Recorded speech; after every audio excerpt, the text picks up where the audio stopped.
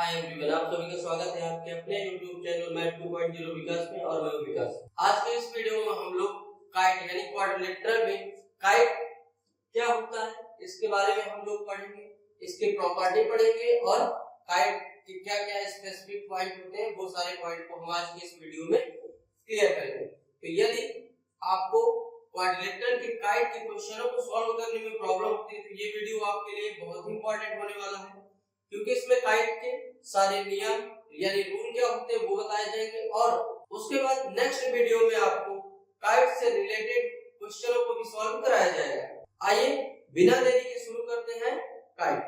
सबसे पहले हम लोग काइट का डायग्राम बना लेंगे। काइट का डायग्राम कैसे होता है? तो काइट का मतलब होता है पतंग, जैसा कि आप लोग जानते हैं। ये काइट का डायग्राम होता है, यानी एक छोटा सा होता है, दूसरा क्या होता है नीचे वाला बड़ा होता है और ये ऐसा करके निकला होता है। ये काइट का डायग्राम होता है, लेकिन यहाँ पे ये नहीं लगा कि हम लोग सिर्फ इतना बनाएंगे और इसे नाम देंगे ये हमारा ए, ये पॉइंट बी होगा, ये सी होगा और ये पॉइंट क्या होगा डी होगा। ए बी सी और डी, जैसा कि आप लोगों को देख के ही पता चल रहा होगा कि ए बी और ए डी इक्वल है, जबकि बी सी और डी सी ए बी से मोर देन यानी कि ज्यादा है। अब ए बी हमारा ए डी के इक्वल है और बी सी हमारा डी और सी के इक्वल है, यानी ए बी लाइन जो है वो ए डी लाइन के इक्वल है और बी सी लाइन हमारी डी सी लाइन के इक्वल है। तो सबसे पहले हम लोग यहाँ पे लिख लेंगे पॉइंट 1 पे कि ए बी इक्वल है हमारा किसके ए डी के। दूसरा इसी में क्या हो जाएगा हमारा BC इक्वल है DC के, तो लिखेंगे BC इक्वल है किसके DC के। ये हमारा क्या हो गया पॉइंट फर्स्ट पॉइंट क्या होगा कि AB हमारा इक्वल है AD के और BC हमारा इक्वल है DC के। ये तो हमारा हो गया क्या फर्स्ट पॉइंट। अब हम लोग देखेंगे इसमें point number second. Point number second क्या है कि एंगल B हमारा एंगल D के इक्वल होता है। क्या होता है? अपोजिट एंगल एक काइट में क्या होते हैं इक्वल होते हैं। एंगल बी के इक्वल क्या होगा हमारा एंगल डी। अब ये एंगल हमारा क्या हो जाएगा बी इक्वल किसके होगा एंगल डी के। अभी हम इसी को क्वेश्चन में सॉल्व करके यानी प्रूफ करके भी दिखा देंगे कि एंगल बी एंगल डी के कैसे इक्वल होता है। अगर आप बात ध्यान दें यहां से बी से लेके डी में हम एक डायगोनल लाइन डाल देंगे, यानी क्या होगा बी से डी पे एक डायगोनल डाल देंगे। ये हमारा हो जाएगा 1, ये हो जाएगा 2, ये हो जाएगा 3 और ये हो जाएगा 4। ए 1 2 3 और 4 यानी 4 एंगल हो गए हमारे पास। अब हमें देखना है कि काइट का जो डायग्राम होता है वो क्या होता है हमारा आइसोस्केलेन ट्रायंगल होता है। आइसोस्केलेन ट्रायंगल की जो डेफिनेशन होती है परिभाषा आप बोले होती है वो क्या होती है कि किसी भी ट्रायंगल की दो साइड इक्वल हो और तीसरी साइड अनइक्वल हो तो वो हमारे कौन से एंगल होते हैं आइसोस्केलेन ट्रायंगल। कहने का मतलब है कि आइसोस्केलेन ट्रायंगल हमारा कोई ऐसा एक डायग्राम हो ट्रायंगल का, अगर ये लाइन हमको 2 दी है और ये कितनी 2 और ये 1 दी हो तो इस तरह के डायग्राम यानी इस तरह के ट्रायंगल को हम लोग बोलते हैं आइसोस्केलेन ट्रायंगल, कि जिसकी दो साइडें इक्वल हो और एक साइड अनइक्वल हो उसे बोलते हैं आइसोस्केलेन ट्रायंगल।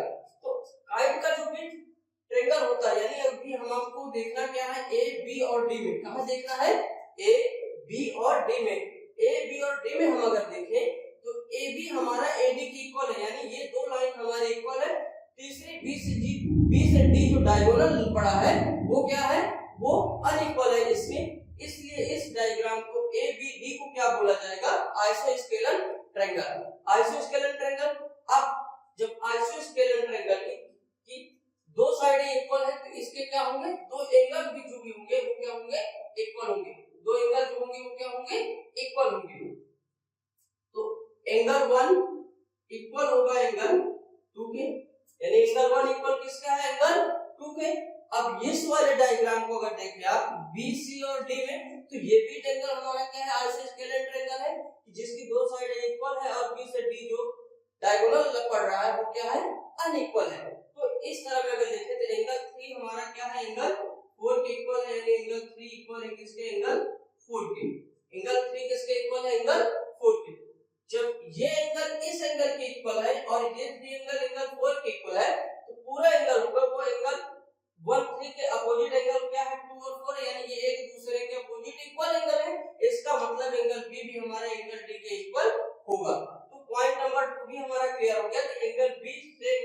हमारा किस तरह से क्या है, इक्वल है। अब हम लोग देखेंगे पॉइंट नंबर 3 पे। पॉइंट नंबर 3 हम लोग देखेंगे तो ए से सी पे एक डायगोनल डालेंगे, यानी ए से सी पे हम क्या डालेंगे, एक डायगोनल डालेंगे। अब यहाँ पे ध्यान देने वाली चीज है कि ए से सी हमने क्या डाला, एक डायगोनल, यानी डायगोनल हमारे पास कितने होंगे, दो। कौन से, यहाँ पे हम लोग लिख लेंगे diagonal, diagonal A C and B और डी। कौन कौन से डायगोनल है हमारे पास, ए से सी है और बी से डी है। ये तो आपको क्लियर समझ में आ गया होगा कि क्या है, ए से सी एक डायगोनल है, बी से डी हमारा दूसरा डायगोनल है। अब आप लोग ध्यान से देखिएगा, एसी जो डायगोनल है हमारा, वो डायगोनल क्या है, परपेंडिकुलर डायगोनल क्या कर रहा है, इंटरसेक्ट कर रहा है किसको, बी और डी के डायगोनल को। किसको, ए से सी जो डायगोनल हमारा है वो बी और डी के डायगोनल को क्या कर रहा है, इंटरसेक्ट कर रहा है, यानी कैंसिल कर रहा है, यानी काट रहा है। तो यहाँ पे काटेगा, इस पॉइंट को नाम दे देंगे हम क्या, ओ। क्या पॉइंट को नाम दे देंगे, ओ। जब इसको कट करेगा तो एंगल क्या बनेगा हमारा, 90, यानी कि चारों एंगल पे हमारा जो एंगल बनेगा वो क्या बनेगा, 90। क्या बनेगा, 90। इसमें ध्यान देने वाली बात है कि बी से डी जो डायगोनल है वो डायगोनल हमारा ए से सी के डायगोनल को इंटरसेक्ट नहीं कर रहा, पर बी से डी डायगोनल को एक परपेंडिकुलर डायगोनल ए से सी जो है वो क्या कर रहा है, इंटरसेक्ट कर रहा है। इसलिए जहां भी इंटरसेक्ट करेगा उस पॉइंट को हमने ओ नाम दिया, और इसका एंगल जो बनेगा वो क्या बनेगा, 90 अंश का। कितना बनेगा, 90 अंश, यानी कि 90 अंश का एक एंगल बनेगा, और पूरा कितना होगा, 360 का। अगर आप इसे लिखना चाहें तो लिख सकते हैं क्या, कि long diagonal bisect small diagonal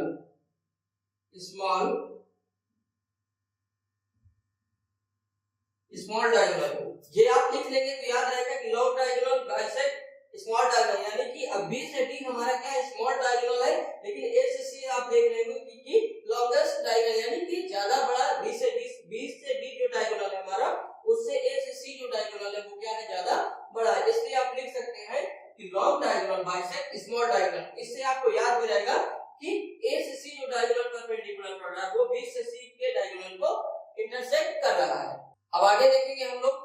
अब यहाँ से अगर देखें तो हमारा क्या है, O से B की जो दूरी है वो इक्वल होगी किसके, O से D के दूरी के, यानी O से B जो दूरी है वही दूरी हमारी O से D भी है, यानी ये दोनों एक दूरी से दूरी क्या है, इक्वल है। यानी इसे हम एक फॉर्म में और लिख सकते हैं, कैसे, अगर हमें ये दूरी पूरी लिखनी हो तो क्या लिख सकते हैं, BD equal OB plus OD, यानी कि जो पूरी हमारी दूरी BD की होगी वो OB प्लस OD की दूरी के इक्वल होगी, यानी जो दूरी यहाँ से यहाँ तक की होगी वही दूरी को हम दो पार्ट में करेंगे तब भी वो दूरी क्या होगी, हमारी इक्वल होगी। तो हम ये भी लिख सकते हैं कि BD equal OB plus OD। अब हम लोग देखेंगे पॉइंट नंबर 4। पॉइंट नंबर 4 क्या है कि A, B और C, यहाँ हम लोग लिखेंगे कि ट्रायंगल A, B और C, ट्रायंगल A, D और C के कॉन्ग्रुएंट है। क्या है, कॉन्ग्रुएंट है।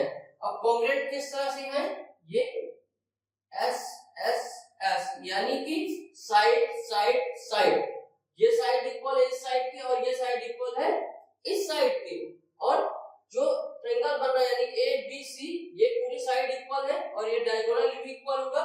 उसी तरह से AD और BDC ये भी इक्वल होगा, और जो डायगोनल AC पड़ रहा है वो भी यहाँ इक्वल होगा। अगर आप देखें तो AC जो डायगोनल है वो दो ट्रायंगल बनाना है, एक ट्रायंगल बनेगा हमारा ABC, दूसरा ट्रायंगल बनेगा ADC, इसलिए एक triangle ABC congruent triangle ADC bye triple S method, यानी साइड